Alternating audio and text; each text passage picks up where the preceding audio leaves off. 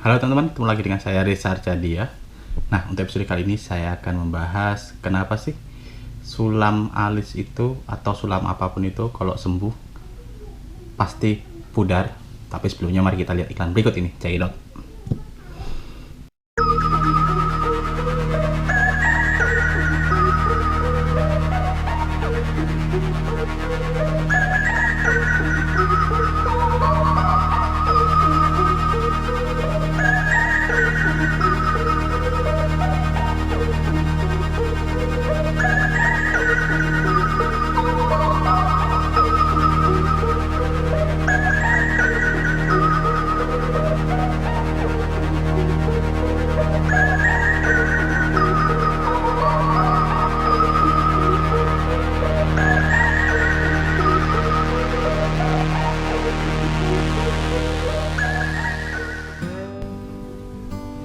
Oke, banyak banget yang bertanya sama saya. Sebenarnya sudah dari dulu, cuman ternyata saya lupa bahwa saya belum pernah membuat video ini untuk menjawab pertanyaan kalian semua. Pertanyaannya adalah, kenapa sih rata-rata sebagian besar, bisa dikatakan prosentase 90%, sulam alis ataupun sulam lainnya, tapi terutama sulam alis, itu ketika sembuh pasti warnanya pudar. Itu pasti ya, 90%. Makanya rata-rata orang yang sulam itu pasti butuh touch up. Padahal di dunia tato jarang ada orang butuh touch up. Di prosentase di dunia tato orang butuh touch up itu hanya sekitar 30%, 20% sampai 30% saja. Tapi di sulam itu bisa sampai 90% ke atas. Kenapa itu? Nah, ini saya akan menjawab pertanyaan dari teman-teman, dari apa yang saya ketahui dan saya riset. Saya kan melakukan riset ya. Jadi sebenarnya kasus ini tuh merupakan curhatan customer saya. Jadi seperti yang teman-teman tahu bahwa saya juga membuka tato supply yang menjual peralatan tato dan juga sulam. Nah, bisa dibilang 95% customer saya yang membeli peralatan sulam atau yang terjun ke dunia sulam itu pasti mengeluh saat sembuh itu pasti tintanya pudar atau turun, pasti butuh touch up. Jadi mereka tuh curhat, sering dikomplain customernya, kok pasti pudar padahal pas bikin bagus. Itu kenapa? Nah, ini kan coba saya bahas. Yang pertama, mesin sulam alis itu kalau teman-teman perhatikan itu tenaganya beda dengan mesin tato. Jadi mesin sulam itu memang pukulannya tidak sekeras mesin tato, tenaganya, powernya tidak sebesar mesin tato. Dan memang dibuat begitu karena apa? Karena mesin sulam itu berharap dia tidak setegas tato warnanya, jadi tidak sengejreng tato. Walaupun sebenarnya sulam dan tato itu sama. Kenapa saya bilang sama? Karena prosesnya sama, menusukkan jarum ke tubuh dan bahkan mengeluarkan darah. Makanya kenapa dan merasakan sakit, itulah kenapa sulam biasanya dibius, karena orang takut merasakan sakit. Jadi sebenarnya sulam dan tato itu sama, hanya saja alat sulam dibikin seperti itu karena berharap warnanya tidak terlalu tegas. Makanya itu alat tato dan alat sulam dan tinta sulam itu, makanya tinta sulam itu pernah saya bahas pernah saya bahas 2 tahun yang lalu tuh, membahas tentang bedanya tinta sulam dan tinta tato. Tinta sulam itu karakternya lebih cair daripada tinta tato, dan mesin sulam itu juga pukulannya tidak sekeras mesin tato. Dan memang itu dibuat seperti itu karena apa? Karena berharap bahwa sulam itu tidak setegas tato dan bisa hilang berharapnya. Dan karena apa? Karena kalau tinta nggak terlalu masuk kan kemungkinan dia hilang tinggi. Kalaupun nggak hilang terus celing tiba-tiba hilang, paling nggak kalaupun di laser itu tidak butuh waktu lama, ataupun dia tersamarkan. Kalaupun tidak hilang total, dia tersamarkan oleh warna kulit, jadi tidak terlalu terlihat. Soalnya apa? Karena kalau alis itu kan semakin tua umur dia akan semakin menurun. Nah, itulah kenapa alis itu harus dinaikkan terus. Jadi memang bukan berarti sulam alis itu bisa hilang celing selama 2 tahun atau 3 tahun, tidak. Tapi si pembuat pencetusnya, alatnya itu berharap dengan masuknya tinta tidak terlalu dalam itu bisa menyebabkan warna tidak terlalu tegas, tidak terlalu ngejreng kayak tato. Itulah kenapa memang sulam itu dibuat memang tidak setegas tato. Itulah kenapa ketika sembuh rata-rata dia warnanya turun, tapi tidak semua. Ada juga yang dia udah jago itu tintanya tetap tegas, tapi itu saya nggak tahu dia memakai mesin sulam atau mesin tato, karena banyak customer saya akhirnya beralih dari mesin, karena dia curhat dari mesin sulam kok kayak gini-gini. Terus saya coba kalau emang pengen tegas ya pakai mesin tato dan tinta tato, akhirnya ya itu rata-rata berhasil, mereka lebih turunnya tidak terlalu banyak. Sedangkan kalau pakai alat sulam dan tinta sulam itu turunnya pasti banyak. Dan kalau saya memang harusnya seperti itu, alat sulam dibikin itu memang pasti orang yang sulam itu juga berharapnya sulam itu tidak permanen kan, rata-rata dia pinginnya bisa hilang. Nah itulah kenapa alatnya dibuat seperti itu, agar berharap warna tidak ngejreng, jadi dalam jangka waktu tertentu dia akan pudar. Cuman ternyata si customer itu pengennya yang ngejreng kayak tato, jadi tidak bisa. Kalau pengen ngejreng kayak tato ya akhirnya sampai berapa tahun pun dia lebih tegas. Karena apa? Karena masuknya tinta lebih dalam, alhasil hilangnya pudarnya itu jadi minim kalau tinta masuknya terlalu dalam. Sedangkan kalau tinta di luar itu kan muka itu kan kadang suka kegesek-gesek. Kalau cewek kan sering make up ya kegesek-gesek. Nah diharapkan dengan kegesek-gesek itu kulitnya akan semakin tipis.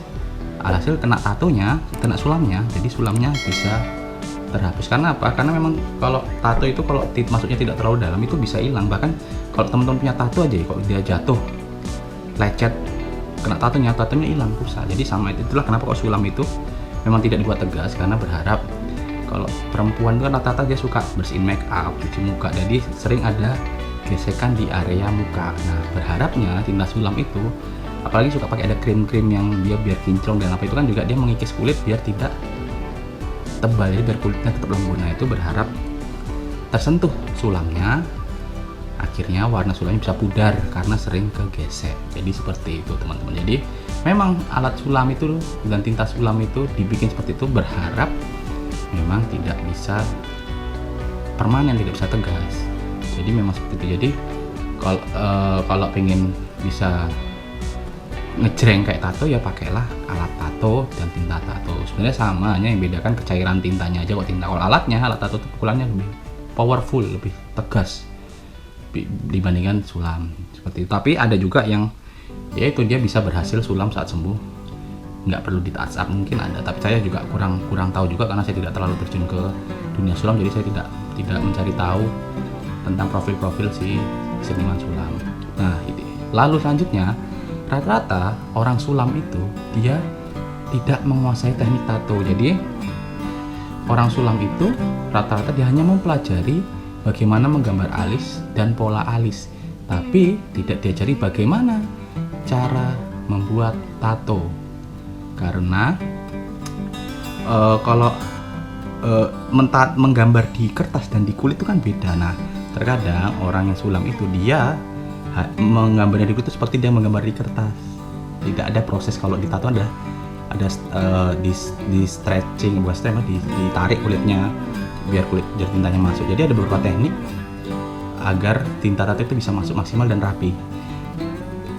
Bahkan kalau disuruh challenge ya, antara si seniman sulam dan seniman tato, jika disuruh membuat gambar garis aja pasti lebih rapi si seniman tato daripada seniman sulam. Karena apa? Karena seniman tato itu dia tidak hanya bermodalkan teknik menggambar, tapi dia juga butuh skill mentato. Makanya orang yang kadangnya mentato pakai alat tato aja ya, itu kalau sembuh kadang suka pudar, apalagi memakai alat sulam pasti pudar banget. Karena yang pakai alat tato aja kalau dia tidak menguasai skill, saat sembuh dia pudar warnanya. Apalagi yang memakai alat sulam yang notabene pukulannya tidak terlalu keras dan tintanya cair. Makanya itu selain alat juga diperlukan skill.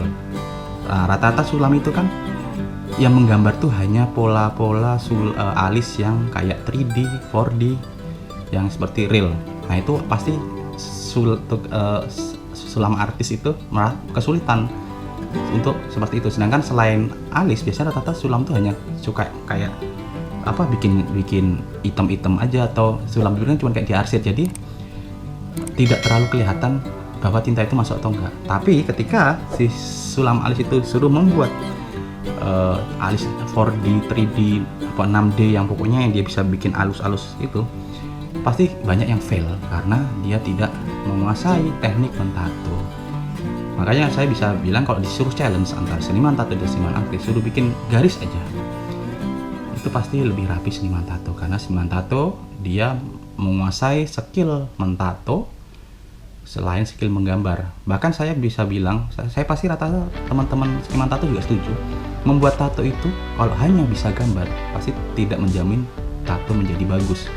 Orang banyak pintar gambar, tapi ketika dia disuruh mentato hasilnya tidak bisa maksimal. Karena itu diperlukanlah skill mentato. Nah, rata-rata sulam itu dia tidak diajari skill mentato, tapi dia hanya diajari teknik-teknik, cara membuat alis, cara mengarsir alis, terus pola-polanya, hanya seperti itu. Tidak diajarkan bagaimana sih biar tatonya itu masuk maksimal, biar sembuhnya bisa nggak pudar, atau biar bisa bikin garis lurus. Itu biasanya di dunia sulam tidak terlalu spesifik diajarkan ke situ. Rata-rata gitu, karena saya selalu bertanya dengan customer saya, pas dia pudar gini-gini terus kamu tanya, loh kamu natanya gimana? Ya cuman kayak gambar biasa kan mas, loh nggak diajarin teknik menarik kulit dan lain. Oh nggak tahu ya mas, padahal katanya dia kursus tuh bayarnya sampai puluhan juta, belasan juta. Loh, aku sampai bilang bahwa kamu belajar tato di sini, aku bisa jamin kamu bisa bikin garis lurus. Nggak bikin garis lurus tuh gampang kalau tahu tekniknya. Jadi ternyata banyak yang mengeluh di situ, loh aku udah belajar mahal-mahal mas, tapi kok bikin alisnya kok selalu pudar, kok garisnya nggak tegas gini-gini. Lah yo, kamu nggak menguasai apa? Saya bilang ke customer saya itu, kamu nggak menguasai teknik mentato kok, ya wajar kayak gitu. Ya kan untuk kita membuat seni itu kan maksudnya rajah ya, seni di tubuh itu diperlukan beberapa teknik agar tintanya itu bisa masuk maksimal, biar saat sembuh turunnya tidak terlihat drastis. Makanya kenapa saya bisa bilang sulam itu 90% pasti pudar.